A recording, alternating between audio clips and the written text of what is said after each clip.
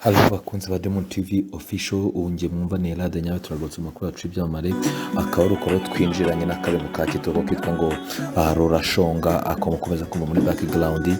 Turagarutse n'inkuru yacu nyine n'ubukwe mbona ku rukundo. Uyu munsi ngo tuzanye n'iy'urukundo iri kubica bigacika ku binyamakuru byo mu Rwanda, nyuma y'uko uwitwa Cyusa Ibrahim ari mu gahinda gakabije, ari mu marira nyuma yo gutaruka n'umukunzi we bita Janine Noche bibera mu gihugu cy'Ububiligi.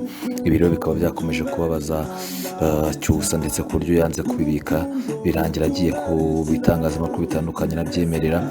Ariko ibi byose bibaye nyuma y'uko n'ubundi imbuga nkoranyambaga zitandukanye zimaze benshi zandika ati uyu muhanzi Cyusa yamaze gutandukana na Janine Noche, ari abantu bakajya muri blague, ariko Cyusa anze kubibika nyuma yo kugira ngo n'umukobwa yaje kumushyira ati abishyire hanze, abantu bagira ngo turacyakundana, ati mu mwanya wo kuruhuka rwose. Ibi rero bibaye nyuma y'uko uyu mukobwa bakundanaga, ubundi havuga ko ngo bakundanaga ariko afite umusaza w'imyaka 80 babanaga.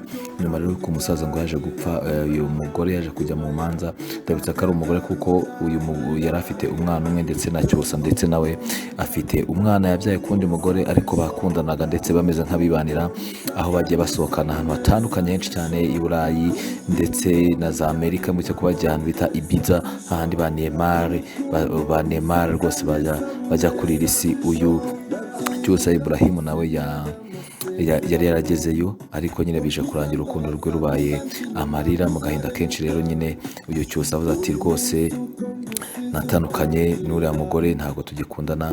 Ibi nyine nk'uko nababwiye yabitangaje ku kinyamakuru kimwe cya YouTube cyitwa Isimbi, aho nyine ndetse yanashyize hanze audio umukobwa nyine yamwandikiye cyangwa se yamwoherereje avuga nyine ko urukundo aruvuyemo.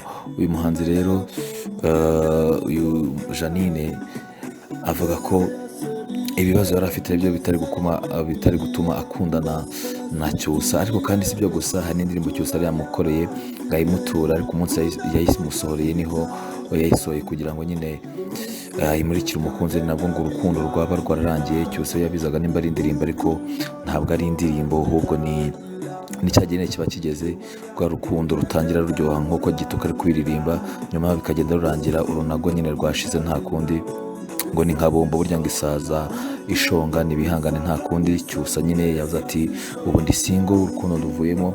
Ariko ikindi abantu bavugaga bahubisaga byinshi ko yaba yaramuhaye amafaranga, ndetse ko n'inzu yubatse ku Ruyenzi yaba yari ko amafaranga ahawe n'uyu mugore, ariko Cyusa yahakanye ati ibi ntabwo ari byo rwose, ati njye mfite amafaranga yanjye nkoresha, amafaranga ninjiza ni menshi ku buryo ntabwo uriya mukobwa hari amafaranga yampaye kugira ngo nubake. Ati gusa icyo yari yakoze, yari yaraguze ibikoresho by'imbere mu nzu kugira ngo nyine tuzabane.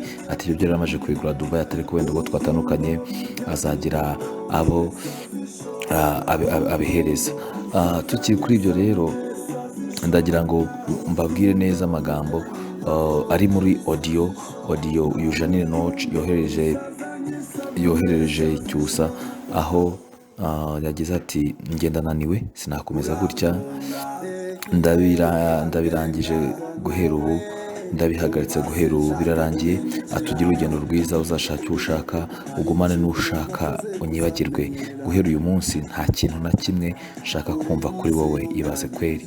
Nyamara kandi basangiye ibihe byiza, niyo muntu babaga bari kumwe mu Rwanda, niyo muntu basohokanye bibanaga nk'umugabo n'umugore, nk'uko n'uwo muntu akomeza bivuga, ariko ntihatari. Cyusa akomeza avuga ati rero indirimbo ntabwo nari nanakoze agaragaramo, ati nta nubwo nigeze kandi nandika kuri Instagram ko ariwe nayikoreye. Ntabwo njye nibaza impamvu umucamanza wo mu Bubiligi yaba yaragendeye kuri iyi ndirimbo akajya kwishingiraho asubiza irudubi urubanza. Ibi ni ibyavuzwe na Cyusa, kuko iyi ndirimbo nayo ngiri mu bintu ngo bisigaye ngo byatumye n'izi manza zose ziguma kuba ndende, ariko ibyo ni ibivugwa ubundi nta ndirimbo ihuriye n'urubanza bari barimo nyine rwo kureba ko umukobwa asigana imitungo nyuma y'umusaza bakundanaga muri Argentina wari umaze gupfa. Ikindi Cyusa yavuze ngo yavuze ko adashidikanya ukuntu uyu mugore wari ugiye gusomerwa urubanza ku mitungo ngo yahoze ari umugabo we, ngo yaba yarasubije inyuma iburanisha ngo bari bafitanye mu gahinda kenshi. Cyusa akaba yishuye ko ababajwe no gutandukana na Janine, ngo batabanye nk'uko bateguraga ubukwe no kubyarana. ati nta kintu na kimwe kigeze kubaho, ati n'ubu sindi kumva uko indirimbo nakoreye umukunzi wanjye ariyo yaba yadutandukanyije. uyu muhanzi yahakanye ibyo guhabwa amafaranga na Jeannine nk'uko nari maje kubivuga, nyine yagumye abihakana avuga ati oya uyu mukobwa, ariko gusa yasoje mu ijambo ritangaje avuga ati uyu mukobwa Jeannine ni umwana mwiza, ati kandi burya biraryoha kugira umuntu ukunda, ati ubwo twabaga turi kumwe rwose nanezerwaga cyane, ati ariko nyine birarangiye, ati ubuzima niko bumeze, ati ni ukuguma kwihangana, ati nanjye ndimo ndihangana, ndimo nditoza kuryakira, ati kuko nta kindi narenzaho.